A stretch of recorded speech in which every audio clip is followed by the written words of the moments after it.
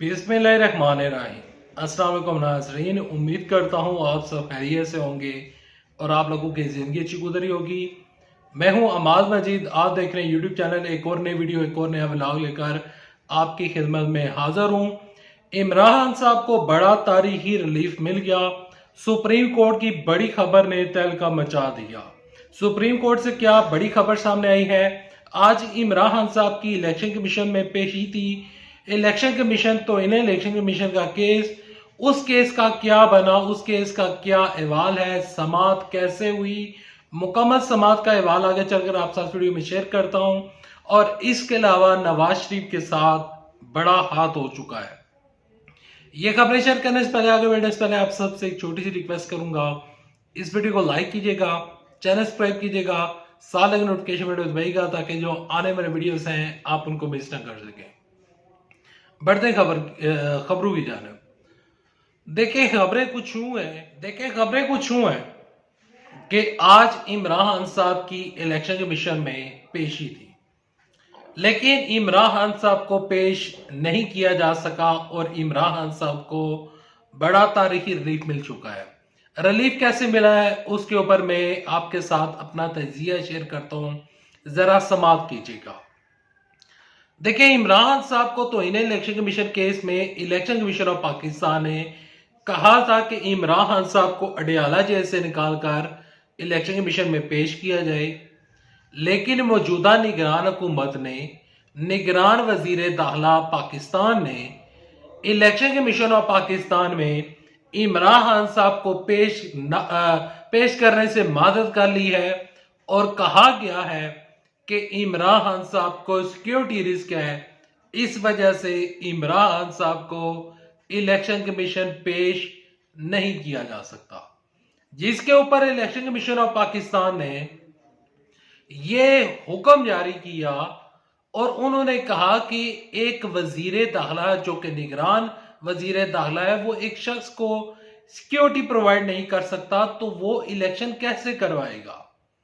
इमरान साहब के वकील शुएब शाहीन साहब जो हैं, वो जब इलेक्शन कमीशन में पेश हुए तो उन्होंने वहां पर खड़े होकर कहा कि आज असल में इलेक्शन की तौहीन हुई है। इमरान साहब ने तौहीन नहीं की थी, फवाद चौधरी ने तौहीन नहीं की थी, असद उमर ने तौहीन नहीं की थी। आज इलेक्शन कमीशन का हुक्म जो निगरान वजीर दाखिला पाकिस्तान है वो नहीं मान रहे हैं, और जब कहा जा रहा है कि इमरान साहब को पेश किया जाए तो इसके बावजूद भी पेश नहीं किया जा रहा। अब निगरान वजीर दाखिला को इलेक्शन कमीशन ऑफ पाकिस्तान में तलब कर लिया गया है और उनसे पूछा जाएगा कि आप इमरान साहब को पेश क्यों नहीं कर सके। इस वजह से निगरान हुकूमत की एक गलती की वजह से कि वो इलेक्शन कमीशन में इमरान साहब को पेश नहीं कर सके हैं, इस वजह से इमरान साहब को रिलीफ मिल चुका है। जब तक इमरान साहब को इलेक्शन कमीशन में पेश नहीं किया जाता तो उनके ऊपर फर्द जुर्म आयद नहीं होगी। फवाद चौधरी साहब पेश हो जाएंगे, असद उमर पेश हो जाएंगे, लेकिन इमरान साहब को जब तक पेश नहीं करेंगे तो फर्द जुर्म आयद नहीं होगी। तो तब तक इमरान साहब फर्द जुर्म से बचे रहते हैं और बच जाएंगे। एक चीज हो सकती है कि इलेक्शन कमीशन ऑफ पाकिस्तान उठे, जिस तरह अडियाला जेल में जाकर जज अबुल हसनान साहब ने इमरान साहब के ऊपर साइफर केस पे फर्द जुर्म आयद की थी, उसी तरीके के साथ यहां पर भी अगर फर्द जुर्म आयद की जाती है तो फिर इमरान साहब के लिए मुश्किलात खड़ी हो सकती हैं। फर्द जुर्म आयद होगी, फिर एक प्रोसेस चलेगा, फिर सजा सुनाई जाएगी। सजा में यह हो सकता है कि इमरान साहब का इंतखाबी निशान उनसे चला जाए। तहरीक इंसाफ की जो पार्टी रुकनीयत है वो इलेक्शन कमीशन में उनकी पार्टी जो रजिस्टर्ड है वो हो सकता है कि उसको रजिस्ट्रेशन जो है वो उसको मंसूख कर दिया जाए। ये हो सकता है, ये सजा हो सकती है। ये मेरी ख्वाहिश नहीं है, मैं आपके साथ कानून शेयर कर रहा हूं, मैं आपके साथ आइन शेयर कर रहा हूं, लेकिन इमरान साहब की जमात के ऊपर पाबंदी लगाकर इमरान साहब की कोई नई जमात रजिस्टर हो सकती है, किसी दूसरे इंतखाबी निशान के ऊपर जो जमात है वो रजिस्टर हो सकती है। देखिए, तारीख में अगर हम जाएं तो जब जुल्फकार अली भुट्टो की पार्टी को कलअदम करार दे दिया था, यानी कि पार्टी की रजिस्ट्रेशन ही खत्म कर दी थी, और उनके यहाँ उस टाइम इंतखाबी निशान हुआ करता था तलवार। तकरीबन 40 साल के बाद जो जुल्फकार अली भुट्टो की पार्टी को जब एक दोबारा बूस्ट मिला और उनकी रजिस्ट्रेशन बहाल हुई, तो उस टाइम इनका इंतखाबी निशान तलवार की बजाय तीर हो गया था। अब इमरान साहब को कोई डिफरेंट इंतखाबी निशान मिल सकता है, रजिस्ट्रेशन मनसूख हो सकती है, लेकिन किसी शख्स के ऊपर मुकम्मल पाबंदी नहीं लगाई जा सकती। वो किसी दूसरे नाम से पार्टी रजिस्टर करवा सकता है। बढ़ते हैं अगली खबर की जानिब। अगली खबर कुछ यूं है कि सुप्रीम कोर्ट की तहलका खेज खबर ने यहां पर तहलका मचा दिया है। कल सुप्रीम कोर्ट से एक बड़ा फैसला सामने आया। कल क्योंकि क्रिकेट का मैच चल रहा था और कल मेरी तबीयत थोड़ी सी नासाज थी, आज भी तबीयत खराब है, लेकिन अल्हम्दुलिल्लाह आज कम से कम मैं बात करने के काबिल तो हो गया हूं। और मैं ये खबर, आज वाली खबर भी आपके साथ शेयर करूंगा। कल जो बड़ा फैसला सामने आया है सुप्रीम कोर्ट की जानिब से कि कोई भी एक सिविलियन शख्स है, अगर वो आइन की खिलाफवर्जी करता है, पाकिस्तान के साथ बगावत करता है, गद्दारी करता है, तो उसका लेना देना और उसका जो ट्रायल है वो सुप्रीम कोर्ट में, यहाँ पर एहतसाब अदालत में या फिर इस्लामाबाद हाई कोर्ट में उस शख्स का ट्रायल होगा। फौजी धातु में उसका ट्रायल नहीं होगा। कोई शख्स अगर फौजी है तो उसका फौजी धातु में ट्रायल होगा। अगर कोई सिविलियन है और सिविलियन का फौजी धातु में ट्रायल नहीं हो सकता। ये सुप्रीम कोर्ट ने फैसला सुना दिया है। इससे यहाँ पर इस फैसले से कम जो सिविलियन है उनको एक बड़ा रिलीफ मिल चुका है कि उनका ट्रायल, अगर कोई खुदा न खास्ता कोई ऐसी कोई एक्टिविटी करता है, गद्दारी करता है, बगावत करता है, तो उसका ट्रायल जो है वो सुप्रीम कोर्ट में, इस्लामाबाद हाई कोर्ट में या फिर एहतसाब अदालत में होगा। यहाँ पर जो वो शख्स है जो सिविलियन है उनके लिए ये एक अच्छी खबर है कि उनका ट्रायल फौजी धातु में नहीं होगा। लेकिन आज की एक और बहुत बड़ी खबर आपके साथ शेयर करना चाहूंगा कि जिस टाइम मैं ये वीडियो रिकॉर्ड कर रहा हूं, इवन के इस केस की समाअत कल भी हुई है और वो केस है 90 दिन के अंदर अंदर इंतखाबात करवाना।